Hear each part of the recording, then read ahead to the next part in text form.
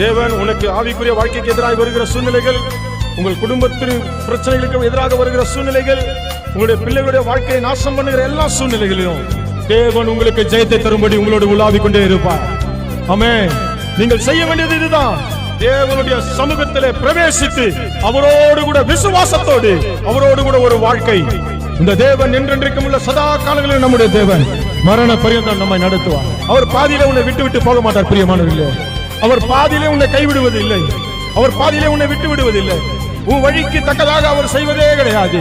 அவருடைய கிருபைக்கு தக்கதாக உன்னை இன்னும் இன்னும் இன்னும் உன்னை நேசிக்கிற தேவன் மரண பரியந்தம் உன்னை நடத்துவார்.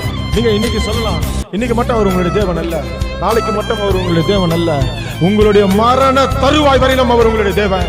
பின்பு உங்கள் பிள்ளைகளின் தேவன் அவர், பின்பு உங்கள் பேர பிள்ளைகளின் தேவன் அவர். சந்ததி சந்ததியாய் சந்ததி சந்ததியாய் இந்த தேவனே மரண பரியந்தம் நடத்துகிற தேவன்.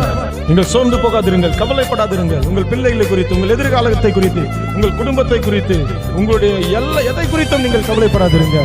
கர்த்தருக்கு முன்பாய் பரிசுத்தமாய் வாழ்வதில் மாத்திரம் நீங்க கவனம் செலுத்திக் கொண்டே இருங்க. இந்த தேவன் என்றென்றைக்கும் உள்ள சதா காலங்களில் நம்முடைய தேவன் மரண பரியந்தம் அவர் நம்மை நடத்துவார்.